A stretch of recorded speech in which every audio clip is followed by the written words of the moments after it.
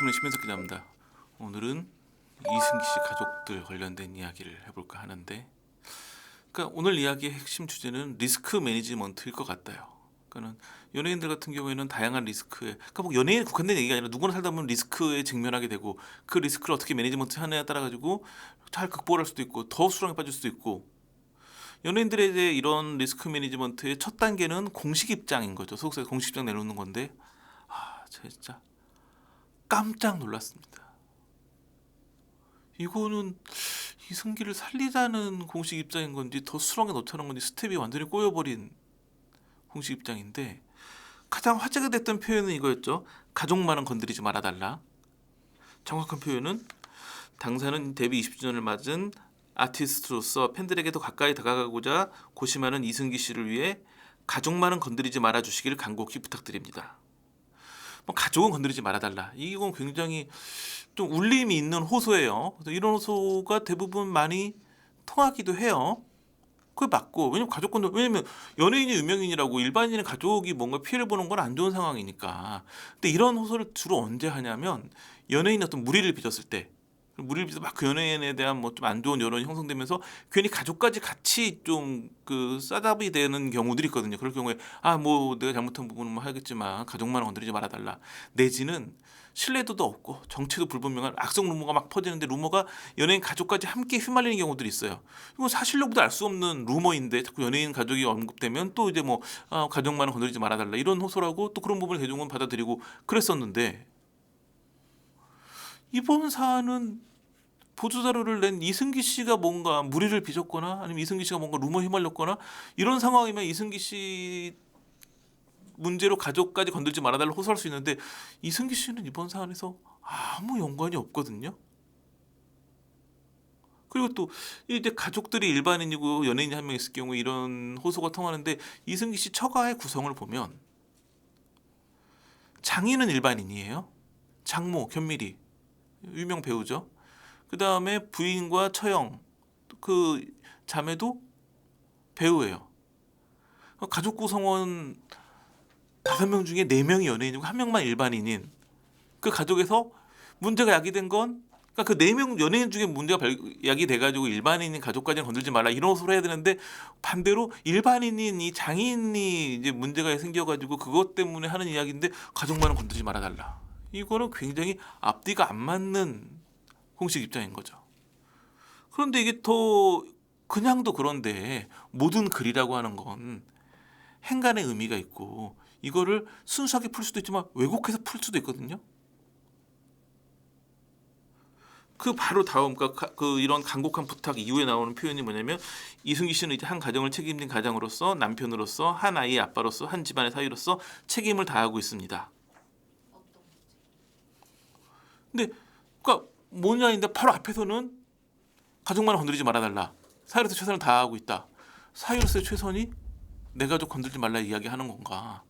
이거 약간 왜곡해서 확대 해석하면 대법원에서 하는 얘기일 수 있어요. 이승기 씨를 위해 가족은 건들지 말아달라. 이승기 씨를 위해 그런 판결하지 말라. 이렇게 읽힐 수도 있는 글이에요. 물론 그런 건 아니었다는 건 모두가 알고 있긴 하지만, 이게 글이라고 하는 게 잘못 쓰면 굉장히 이상하게 왜곡될 수 있거든요. 그렇게 해석을 하는 사람이 나타난다고 해도 해석한 사람이 잘못이 아니라 해석의 여지를 주고 이렇게 글을 구성한 사람이 더 문제가 될 수밖에 없다고 보여지죠. 더한 건 그 다음 문장이에요. 그 다음에 뭐라고 나오냐면, 특히 이번 사안은 이승기 씨가 결혼하기 전의 일들이며 가족들이 해결해야 할 문제입니다. 바로 앞 문장에서는 이승기 씨가 한 집안의 사위로서 책임을 다하고 있습니다. 그 책임이 마치 가족을 건들지 말라는 이야기를 하는 사람처럼 느껴지지만, 그 다음 바로 문장에서는 결혼 전의 일이고 가족들이 해결해야 될 문제다. 이 가족이 이승기를 포함한 가족인지 이승기 씨를 제외한 가족인지는 잘 모르겠어요. 되게 모호한 문장들이 계속 겹치면서 이게 뭔 말인지도 알 수 없는. 그래서 제가 이제 이런 리스크 매니지먼트 유명한 연예계 좀 그 오래된 분이 있는데, 그러면서 여쭤봤더니 그분이 딱 그거죠. 감정에만 호소하려다가 다 꼬여버린. 문제는 이 공식 입장의 첫 문장은 뭐냐면, 이승기 씨의 장인 A 씨의 2016년 주가 조작 혐의와 관련 대법원이 최근 파기환송 결정을 내렸습니다. 그다음에 쭉 이 얘기가 나오는 거예요. 그럼 이 대법원 판결에 대한 뭔가 입장이 나가야 되거든요. 이승기 씨 입장이 뭐 유감이라든지 뭐라든지 아니면 뭐 재판을 끝까지 지켜봐 달라든지 뭐 뭔가 얘기가 나와야 되는데, 사실은 재판을 더 하기 아직 끝난 건 아니에요. 근데 대법원이 중요한 건 뭐냐면, 대법원에서는 확정 판결을 하거나 그게 확정이 안 될 것 같으면 파기환송을 하거든요. 다시 재판하라고. 그러면서 무죄 2심에서 무죄가 나온 경우에 파기환송하면 유죄 취지가 되겠죠. 반대로 2심에서 유죄가 나왔는데 그걸 그냥 파기환송해도 무죄 취지로 파기환송하기도 해요. 이번에는 유죄 취지를 했기 때문에 파기환송심에서는 대법원의 결정을 따를 수밖에 없기 때문에 유죄가 나올 가능성이 높아 보이는 상황이에요. 그러니까 그런 거에 대해서 뭔가 입장을 밝혀야 되는데 그에 대해서는 단 한 줄도 입장을 밝히지 않고 이것 때문입니다 한다면 계속 뭐 가족 얘기하고 막 이런 얘기를 해요. 그러니까 이제 중요한 이 사안에 대한 이승기 씨 입장이라고 하는 가장 주제가 되는 문장에 빠진 상황에서 얘기하고 저 얘기하고 막 앞말이랑 뒷말이 안 맞고 막 이러면서 이게 이승기 씨를 위하는 건지 오히려 가족이 이승기를 건들지 말아야 된다 뭐 이런 입장이면 이해를 하겠는데 이승기 씨를 위해 가족을 건들지 말아달라고 하는 건 굉장히 어울리지 않는 그러니까 이런 간절한 호소가 통할 거라고 생각을 했을 수 있겠지만 대중이 그렇게 요즘에 대중들이 더 많이 알고 더 잘 알고 더 구체적으로 알거든요. 우리가 쓰는 기사보다 네티즌들이 블로그 올리는 게 훨씬 자료가 풍성한 때가 많아요. 참 그런데 문제는 뭐냐면 여기 소속사에 한번 꼬이니까 팬덤에서 한번 더 꼬이는 거예요.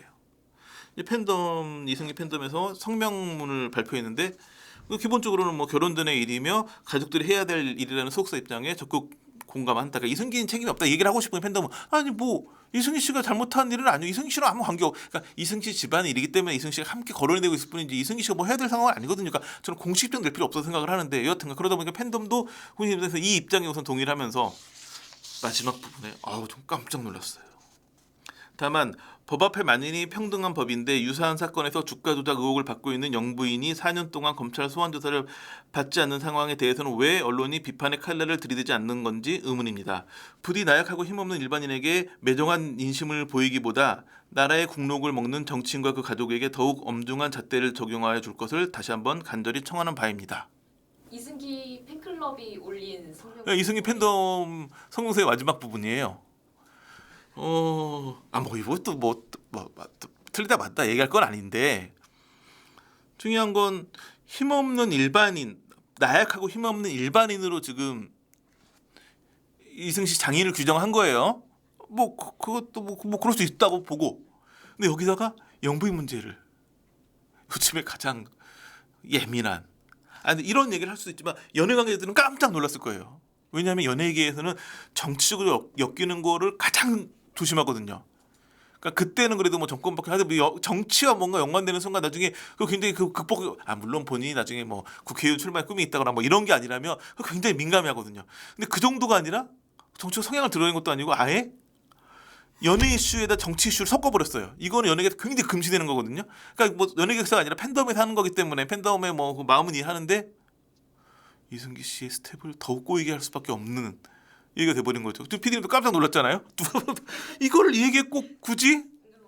뭐 심정적인 부분은 이해를 하지만 연예인은 대중적인 지지와 인기와 사랑을 받아야 되기 때문에 이미지가 훼손되면 안 돼. 그렇기 때문에 굉장히 조심해야 될 부분 영역들이 있고 그러니까 소속사는 그래서 잘 통할 만한 요소라고 생각했던 가족 관련 호소라는 카드를 꺼내드렸는데 제가 보기엔 빗나갔고 팬덤은 너무 강하게 가다 보니까 금기시되는 영역에 들어와 버렸고 사실은 그러니까 저는 이승기 씨가 결혼한 지 한 1년은 좀 더 됐죠. 아이도 낳고 뭐 행복하게 좀 신혼생활을 즐기고 있을 텐데 그냥 이승기 씨의 처가댁 이야기에 사실 견미리 씨나 그 두 자매나 이분 또 그 두 자매도 또 친아버지는 아니기 때문에 견미리 씨가 사실은 대응해야 될 문제인데 이 포커스가 이상하게 지금 그 가족 중에 가장 인기가 많은 이승기 씨한테 가서 그런 건데 그러니까 이승기 씨 측에서 제가 봤을 때 왜 공식 입장을 냈는지 그냥 가만히 있으면 되는데 누구도 이걸 이승기 씨 탓을 하지 않거든요. 물론 결혼하는 과정에서는 저 집과 결혼하면 뭔가 이런 논란이 많을 텐데 이런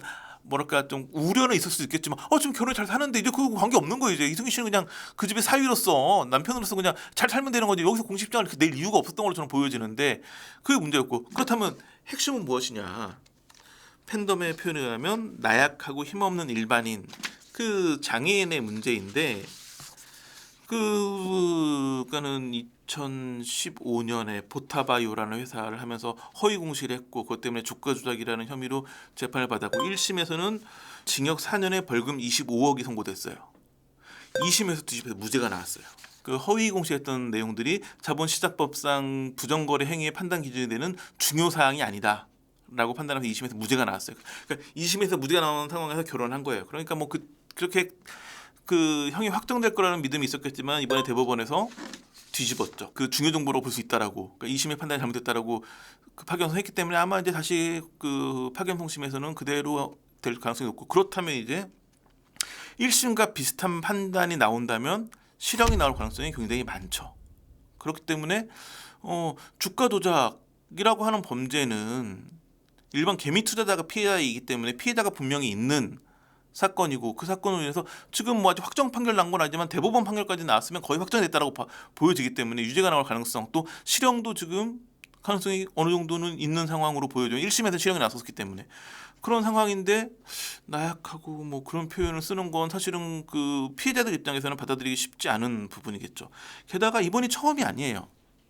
예전에도 한번 그 문제들이 있었는데, 이제 그 이승기 씨가 그 결혼 발표하고 나가지고 막 자꾸 이런저런 집안을 둘러싸는 얘기가 나오니까 견미리 씨가 법무부문 통해 가지고 입장문을 낸 적이 있는데, 거기에도 그 표현이 나오거든요.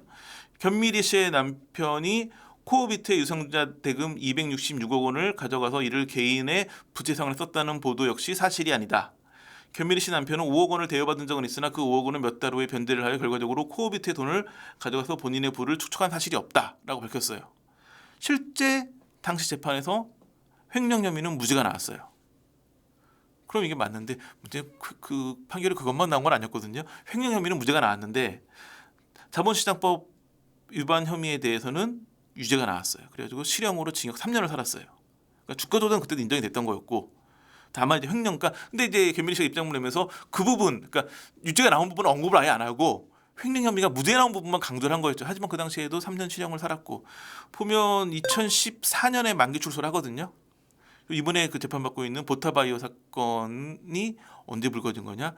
허위 공시가 2015년 1월부터예요. 그러니까 만기 출소하고 얼마 안 돼가지고 보타바이오에 그 공동 운영자로 들어가면서 이런 일이 다 불거진 거였거든요. 견미리 씨 이름도 많이 나오고. 그러니까 3년 실형 살고 나와서 만기 출소하자마자 또 다음 사건에 연루돼서 그 재판이 지금 길어져가지고, 제가 알기로 2심이 2019년에 나왔는데 꽤 오래 대법원에 들고 있다가 최근에 대법원에서 이제 판결이 나온 거예요. 그렇기 때문에 지금 상황, 이미 한번 주가 조작으로 실형을 산 적이 있고 이번에도 또 실형을 받을 수 있는 위험성에 처해져 있는 상황인데, 그런 부분, 그러니까 불리한 내용은 전혀 언급을 안 하고 지금, 그런 문제는 뭐냐면 이 이승기 씨도 보도자를 내지 말거나 냈으면 이 언급을 해야 되거든요. 뭐 이런 일이 있었고 지금도 판결 나와서 뭐 법원의 판단을 뭐 존중한다라든지 뭐 그런 뭐 그런 얘기했는데 한마디 그런 얘기는 안 하고, 그러니까 해야 될 얘기, 중요한 얘기는 다 피하려고 하고 나머지 얘기만, 물론 이승기 씨가 요즘에 활동도 많이 하고 좋은 활동 되게 기대되고 좋은 배우이고 좋은 가수이고 좋은 예능인이라고 생각을 해요. 이건 본인이나 본인의 잘못이 아닌 결혼해서 이제 장인과 뭐 이런 관계, 그 결혼 전에 생긴 처가댁의 일이기 때문에 본인은 그냥 조용히 있어주는 게 제일 낫거든요, 사실은.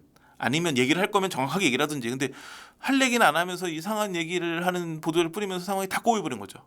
제가 보기에는 누구도 이승기 씨 잘못이나 이승기 씨를 뭐라 할 사람이 없기 때문에 그냥 공식 대응을 안 하는 게 제가 보기엔 정답이 아니었나 싶은 안타까움.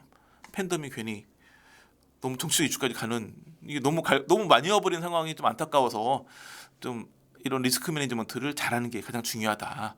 이승기 씨한테는, 이승기 씨 리스크도 아니었는데 사실 리스크가 돼버렸네요.